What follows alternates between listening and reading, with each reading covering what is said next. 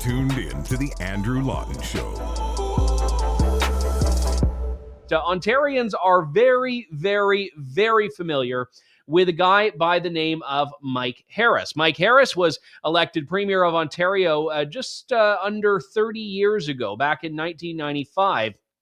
And what was interesting about the Harris years is that they're held up as being, by so many people in the province, especially teachers and basically just teachers, as being this great villain. I mean, his name is a curse word.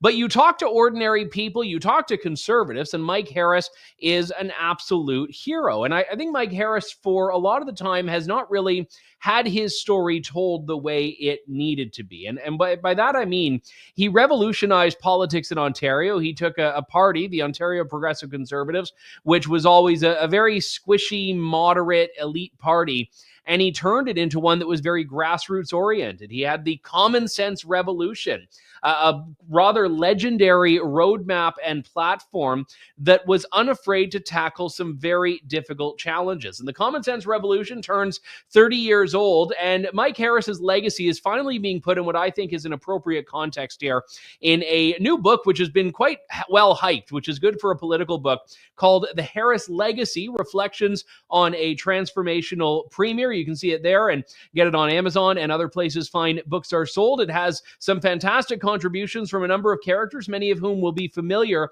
And it was edited by my favorite Alister Campbell. No, not that hack that works for Tony Blair, but the much superior Alister Campbell, who joins me on the line now. Alister, good to talk to you. Thanks for being with me today.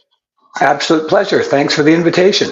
So let's start with the why now, because Mike Harris has for decades now been out of public life. Every now and then he may pop up in an interview, but why did you feel this was an anthology that 2023 warranted?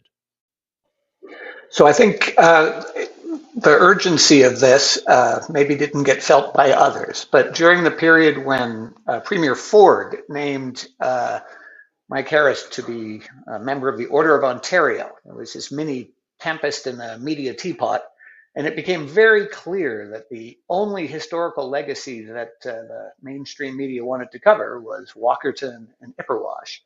And I felt strongly that the real history was being kind of canceled.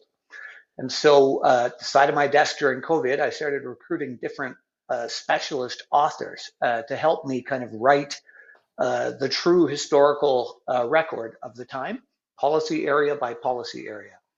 And I was able to recruit some fantastic talent, from David Frum through Jack Minch through Bill Robson.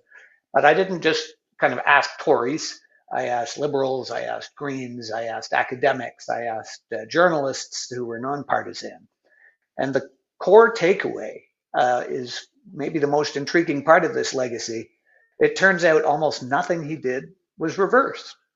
And so maybe all of this kind of mainstream take of, Harris is a brief blip in the otherwise benign progressive trajectory of Ontario politics isn't right.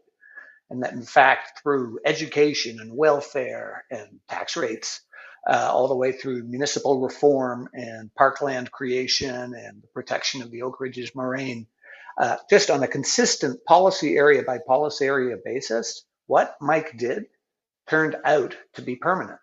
And we're actually living in Harris's Ontario today. I ran as a PC candidate in the 2018 election. And what was always so fascinating is you'd knock on doors and you'd walk up to this giant mansion of a house. I'm exaggerating a little bit, but by London, Ontario standards, a mansion. And, the person would come to the door and be like, I'm a teacher and we still haven't recovered from Mike Harris. And you'd look at, well, your husband looks like he's in the pool back there. And, this house is pretty big. But there does seem to be this very revisionist approach that public sector unions have about Mike Harris in particular, which was that, he just decimated them and crippled them. And when you say that nothing has been reversed of his legacy, I guess maybe there's a bit of truth that there is still some lingering effect in the public sector from what he did. But where does that come from? Because I can't think of a politician that still has as much venom 30 years after the fact. I mean, even George Bush, I think, was viewed more favorably by people that hated him more quickly. But Harris never really got that. The intensity of the public sector union resistance to the changes that were implemented during the Common Sense Revolution was visceral. And it actually started before Harris. The NDP government of Bob Rae tried to introduce something called the social contract, which was an effort to save union jobs but still control government spending. And it ripped that party apart. And in the course of that, I think he discovered he probably wasn't actually an NDPer himself. So the war began before we got there, and it just intensified when we did. Somehow the teachers' union leadership convinced themselves they were all Arthur Scargill and Mike was Margaret Thatcher, and they were the coal miners, and if they didn't fight back, they would be exterminated. Which, of course, given the critical function the public sector teachers' unions perform in our system, is absurd. But somehow they've managed to maintain this intensity. The core point in Bill Robson's excellent chapter on education is, in fact, that Ontario kids' scores on exams relative to other provinces and other countries in the world improved during this time. And what's lasted? Standardized testing, grade 3, grade 6, grade 9, published results, mandatory literacy exam before you graduate.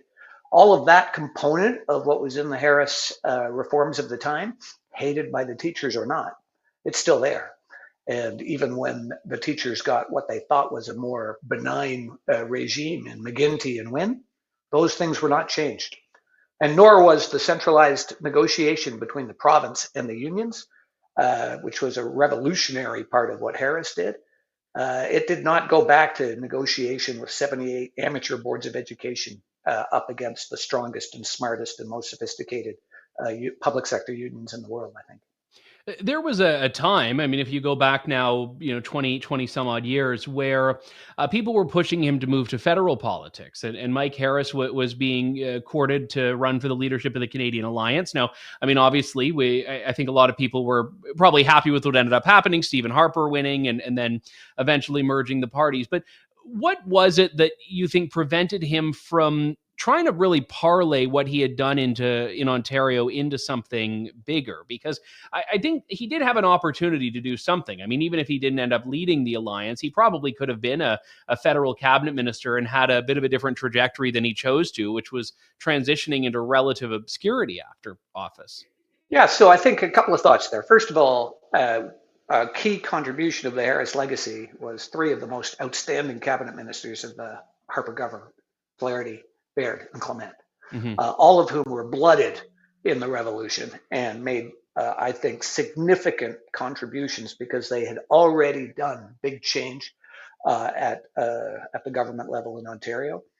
I think, honestly, people underestimated just how hard the job was of implementing that common sense revolution. And when Mike stepped down, when asked if he had any regrets at that final Queen's Park press conference, and he answered yes, he should have done more faster. But I think he was genuinely done. I think he felt like he had come with a mission. He'd executed against the plan. As we now know in this book, what he contributed has led to the Ontario that honestly remains one of the most attractive places to move to in the world if you can get here. And that's a lasting legacy. And I don't feel like he needed to do more in his own head.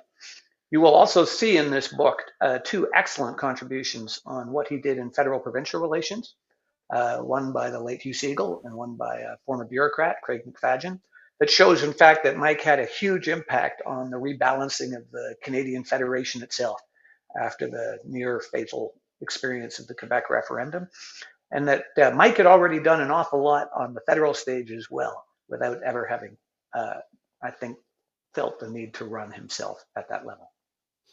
I know you were obviously involved heavily in the 95 campaign in particular. As your bio says, you were the message guy.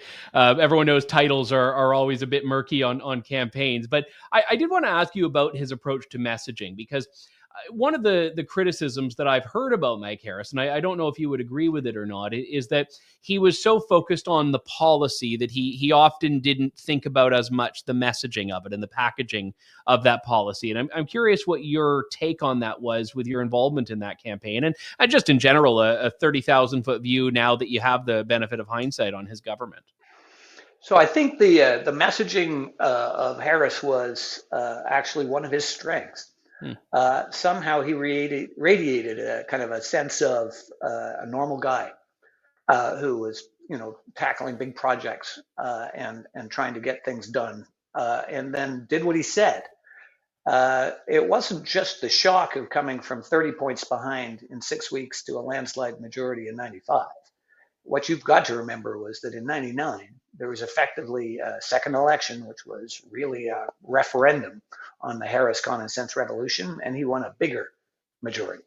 And the messaging of Harris, I think, was tight and effective.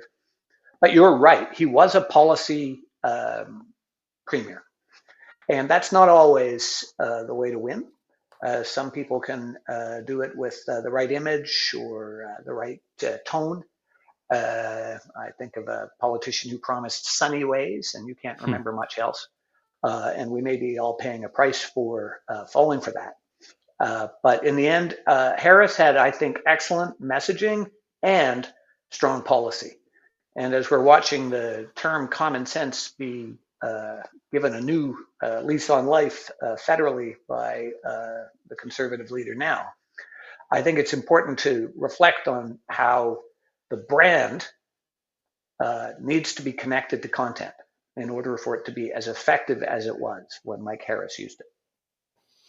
One of the big challenges in federal politics for the Conservative Party has always been the factionalism. You have to, unite Quebec Tories and Atlantic Canadians and Albertans and rural red Tory, urban blue Tory, all of this. Ontario doesn't have as much factionalism. There still is some, and I'm curious, especially with where he came in the history of the PC party, a party that had the much discussed dynasty and was not really a hard line, what we would call blue Tory party. How was he at that party unity factor? How well did he bring his supporters and members behind what he was doing? Well, it's probably one of the more controversial chunks of the book, but the discussion about how he unified the party by winning a one member, one vote convention, the first of those, was actually critical. He went into that first election in 1990, barely survived, picked up a handful more seats, but was still in third place. But because he had won in a one member, one vote system, he actually had the full support of the party. He did a masterful job between 90 and 95 in bridging the different factions of the party by bringing the top talent from across the different factions into his campaign team. And then I think allowing that team to create a strategy that worked for his personality, met his demand for policy content, and then allowed the campaign to focus on things that unified conservatives, lower taxes, balancing the budget, significant welfare reform, significant education reform, pretty meaty content, but stuff that as conservatives, it spoke to everyone. And then there were some surprises in that people forget now. We swept the 905. It turned out that mandatory work for welfare was incredibly powerful policy in new immigrant Hindu, Muslim, Sikh communities that I'm not sure we'd pulled accurately on that before, because it spoke to their community values in the same way that it spoke to Ontario's community values. And what Harris was able to achieve in bringing a whole Ontario together and a whole party together by focusing on stuff that actually works for everyone, except perhaps some teachers, was pretty potent and actually can and will work again. I was in school during the Harris years, and I remember the teacher just seething as they were handing out those, what were they called? The My Ontario books, these little books that the Harris government had printed to give to every student. And in retrospect, as a kid, I didn't really care one way or another. It was just, 10 minutes out of class that we had to do this. But I recall that was, again, one of the other things the teachers really didn't like. But again, a way to go directly to the people, which is something that we see politicians doing more of now, bypassing the media. Here's a book about our province. And I think that what we achieved right from the start, putting out the platform a year in advance, We printed 2.5 million copies of that platform. Mm-hmm. So everybody could read it for themselves, do the math, kick the tires, look under the hood, and decide whether they liked it or not. And when he held it up at that debate in 1995 and says, "I will resign if I do not keep the promises in this platform," it was incredibly powerful. And it resonated because there was this kind of deep, visceral distrust of politicians. And here was one saying, "I actually believe this stuff. I will really do this stuff. And if you don't like it afterwards, you can vote me out." And in fact, in 99, many of the people who voted to re-elect him didn't like all of what he had done, but they really liked a politician who honored their vote by doing exactly what he promised. He was And a that was, I mean, special even case. yeah, I mean, even from critics of him, that was one thing I've heard, going back to his years, say, well, he did what he said he was going to do. And that's the thing. He had been remarkably transparent about his agenda. Ontarians gave him a mandate, and he very much did it. Well, it was a very, I'll say, in the canon of Ontario politics, your book, which you edited, was a tremendously refreshing read. And I know it delves into the policy at times, which for people like me is good, but it's important, I think. So the book is The Harris Legacy. You can see it up on your screen in a second there. Reflections on a transformational premier, edited by Alister Campbell. Alister, thank you so much. Really appreciate it, and well done on this. Thanks. I appreciate the opportunity to chat. Thanks for listening to The Andrew Lawton Show. Support the program by donating to True North at www.tnc.news.